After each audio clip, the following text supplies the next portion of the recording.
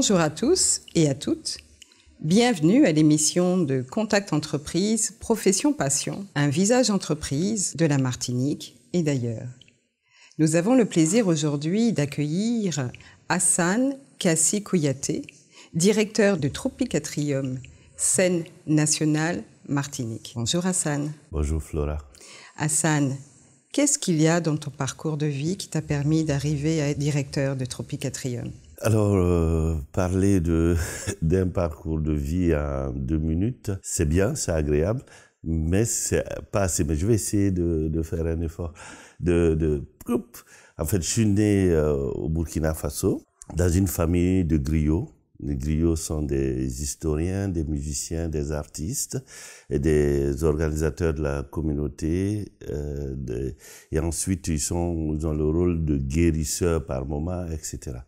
Et dans leur métier, ils organisent toutes les cérémonies de la société, baptême, mariage, funérailles. Donc, pour ce faire, ils sont musiciens, danseurs, comédiens, etc. Et moi, donc, je suis né de cette famille-là. Nous sommes griots de père en fils depuis 1235, depuis le XIIIe siècle. Et donc, mes parents griots ont été aussi acteurs, conteurs, auteurs, metteurs en scène, etc. Donc, ben, j'ai suivi leurs traces, j'ai grandi là-dedans. Ensuite, j'ai fait des études de commerce que j'ai appliquées au monde de l'art. Après, j'ai créé des structures, des centres culturels, des festivals. J'ai géré des théâtres, j'ai créé de nouveaux théâtres. Et j'ai fait pas mal d'audits pour des villes, des pays, des entreprises, des sociétés autour de l'art et de la culture. Et de fil en aiguille, je me suis retrouvé ici à Tropicatrium, scène nationale de Martinique. En fait, qu'est-ce qui t'a donné envie de venir t'installer à la Martinique? Il y a plusieurs choses. La première, c'est aimer Césaire. Voilà. Pour un enfant africain que je suis, dès l'école primaire, déjà, nous, on avait les poèmes de Césaire et de Senghor. Et donc, pour moi, Césaire était un Africain, parce que je n'avais pas la notion géographique qui pouvait même différencier la Martinique du reste du monde, ou de l'Afrique d'ailleurs. En grandissant, j'entendais parler de l'œuvre de cet immense homme, et après, j'ai entendu aussi parler du festival de Fort-de-France, qui pour nous, Africains, en tout cas jeunes, quand j'étais très jeune, était exceptionnel comme festival. Quand j'ai eu l'opportunité de venir sur ce territoire, la terre de mes Césaires, j'ai pensé à tout ce que ça m'a rapporté étant enfant. Mais les autres raisons, c'est que j'avais aussi pas mal travaillé dans d'autres pays de la Caraïbe. J'étais aussi venu quelques fois en Guadeloupe, en Martinique. J'ai pas mal travaillé à Cuba. Et la Caraïbe, pour moi, est un 6e continent extraordinaire de richesse culturelle, artistique et même historique. Donc, c'était une occasion d'aller encore vers d'autres aventures. Et quelque part, plutôt naturel. Pour moi, normal même. D'accord, voilà. D'accord, très bien, très bien. Alors, Hassan, qu'est-ce qui te passionne? Et c'est l'autre qui me passionne. On dit que quand on regarde bien l'autre dans les yeux, on se voit dans ses yeux. L'autre est un miroir, l'autre nous permet d'exister. On n'est que parce que l'autre est. On ne peut pas être sans l'autre. De mon point de vue, en tout cas.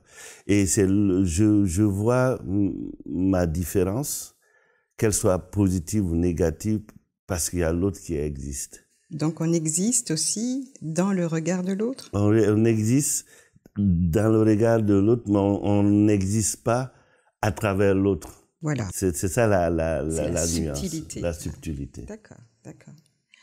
Alors Hassan, comme tu viens de peut-être le ressentir justement, c'est parfois difficile de parler de soi, tu es d'accord? Bien sûr. Donc il y a quelqu'un qui a eu envie de témoigner de qui tu es, de tes qualités. Voilà, tu es prêt à ce qu'on l'écoute? Oui. À découvrir ce qu'il dit de toi. Ça fait toujours bizarre, mais bon. Donc, si tu veux bien, nous allons l'écouter. Oui, avec plaisir. Voilà. Donc, témoignage.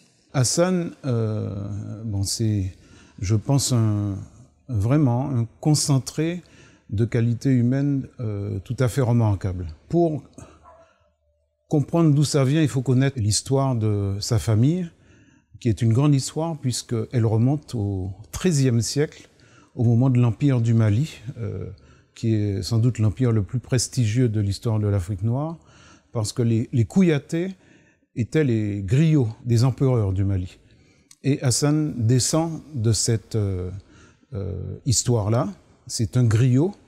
Donc il est d'abord éduqué dans une tradition qui lui a donné un certain nombre de valeurs, et dont le dernier passeur, c'est son père, Sotigui Kouyaté, qui est un très grand acteur, puisque c'était l'acteur fétiche de Peter Brook, le spécialiste du théâtre de Shakespeare. Et toutes les qualités qu'il a lui viennent, je crois, de cette filiation directe. Sotigui Kouyaté, c'était un acteur immense, et Hassan est l'héritier de cette tradition. L'éducation dont j'ai parlé lui donne véritablement comme un passeport qui lui permet d'être partout chez lui, à l'aise, aussi bien avec un paysan de la région de Bobo-Dioulasso au Burkina dont il est originaire, que je suppose chez le pape ou chez le Premier ministre ou chez la ministre de la Culture, c'est des réunions qu'il a régulièrement. Il est toujours à la hauteur de la rencontre et il apporte toujours à ses interlocuteurs. C'est quelqu'un qui a eu l'occasion de vivre dans de très nombreux pays. C'est véritablement un humaniste. C'est quelqu'un qui apporte à la Martinique, sur le plan culturel, vraiment beaucoup de richesses. Il ne veut pas faire un passage en Martinique et que les choses s'arrêtent. Il est obsédé par la mise en place de formations, de professionnalisation d'artistes. Et c'est ce qu'il a réussi à mettre en place à Tropicatrium. Et au moment où il va partir, ce sera son héritage et il sera immense. Alors Hassan, qu'est-ce que ça te fait d'entendre un témoignage comme ça? C'est émouvant, c'est émouvant parce que c'est émouvant, en même temps ça met la barre très haute. Et c'est émouvant parce que il fait référence à ma lignée. Et nous, on dit toujours que le futur jaillit du passé.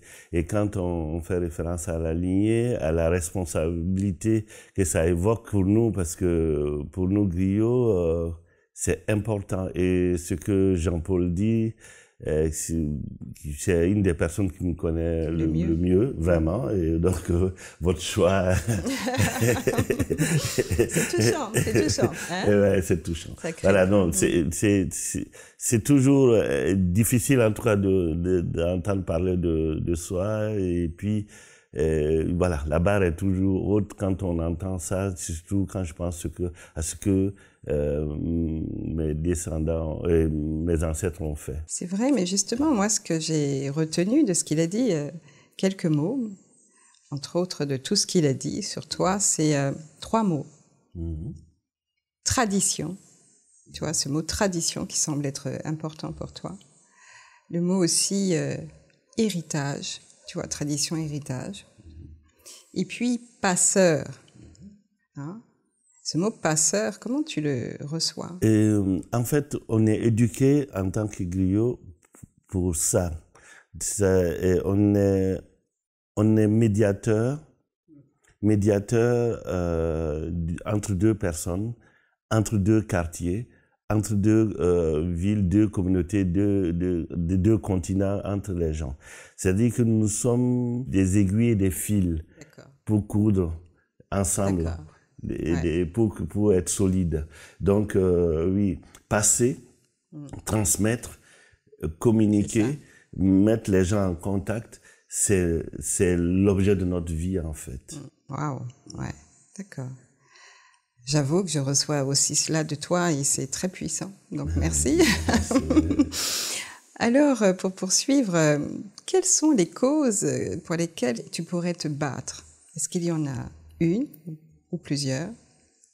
Des grandes causes? La cause, je dirais, la chose qui pourrait te donner envie de te lever le matin et te dire, c'est donner de la liberté aux gens. Mais quand on dit liberté, on pense souvent prison, il y a plus 4 murs, mais il y a plusieurs manières d'être emprisonné. Pour que les gens soient libres, donner de la liberté, c'est donner de l'art, la culture, l'éducation. C'est donner, ça c'est la rendre les liberté gens de libres. penser, Liberté de penser, d'agir. liberté d'agir et la conscience des choses. Conscience, oui, des bien sûr. choses. Les outils majeurs pour arriver à ça, c'est vraiment l'éducation par tous les biais, toutes les voies, l'éducation avec grand E, pas avec l'éducation culturelle, l'éducation artistique, l'éducation sociale, historique, scientifique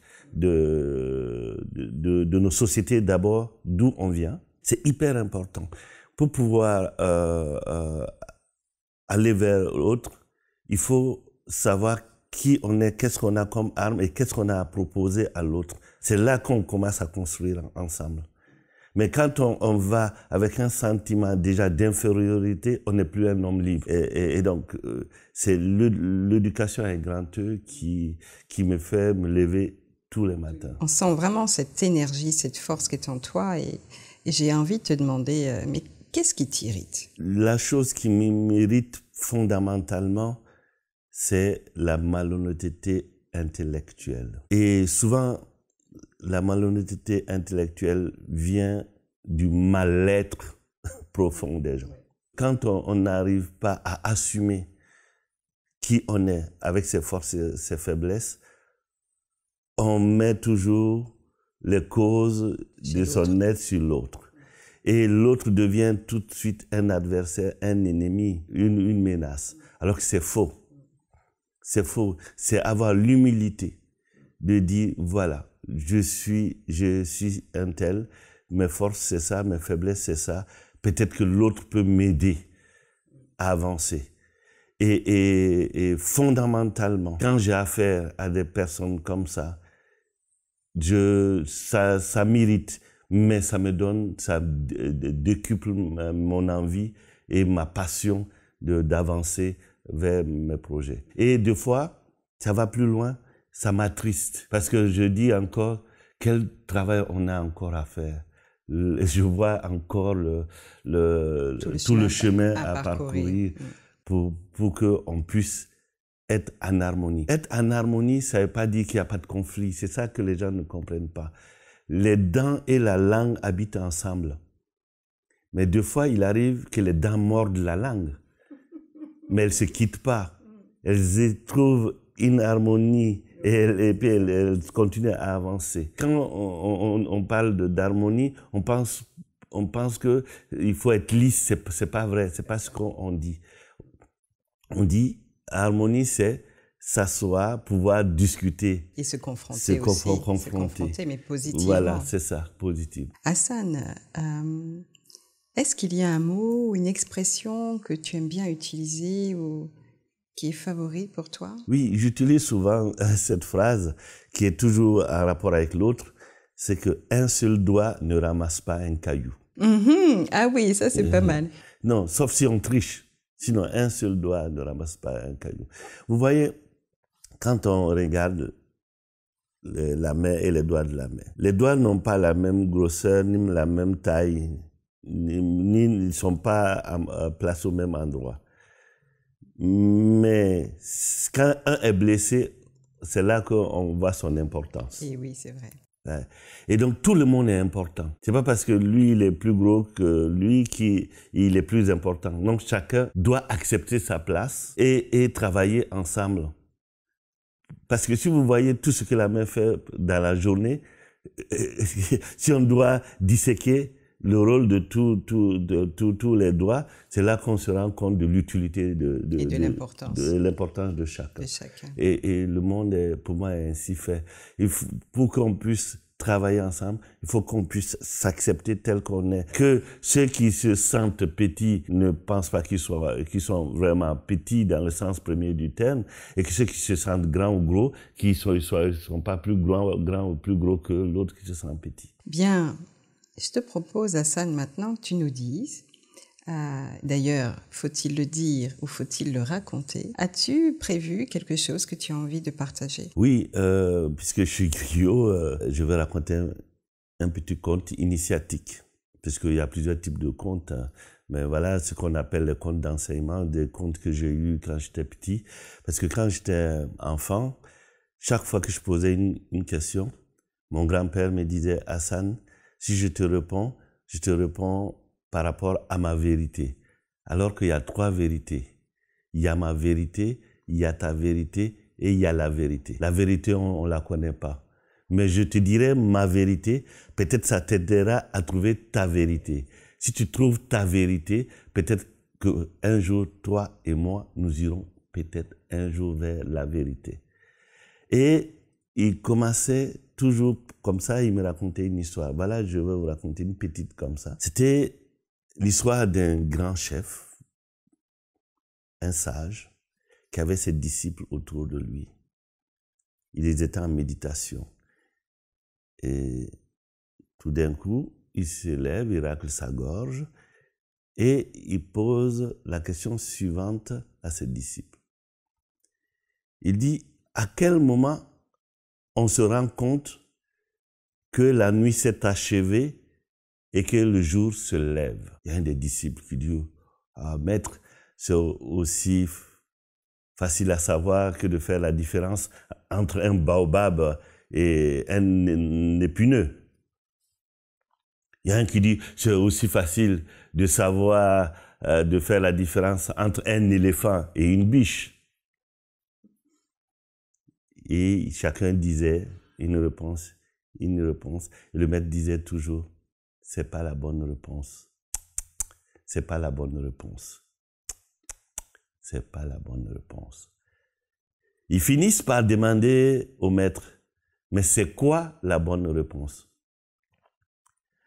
Le maître de leur dire, si vous voyez venir vers vous un inconnu, un étranger, et si vous voyez en lui votre ami ou votre frère, c'est à ce moment seulement que votre nuit s'est achevée et que votre jour se lève.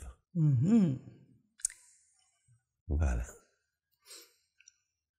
Merci Hassan. C'est moi qui te remercie. Sur ces belles paroles magnifiques qui ouvrent le champ de tous les possibles dans l'esprit des personnes et dans le regard des uns et des autres. Hein, tu es d'accord? Merci en tout cas de me permettre de partager ce moment-là avec toi et les autres. Merci à toi Hassan. Et merci à Jean-Paul aussi de son témoignage qui me touche beaucoup. Oui, merci à toi. Merci. Donc, Profession Passion avec Hassan Kassi Koyaté. À très bientôt.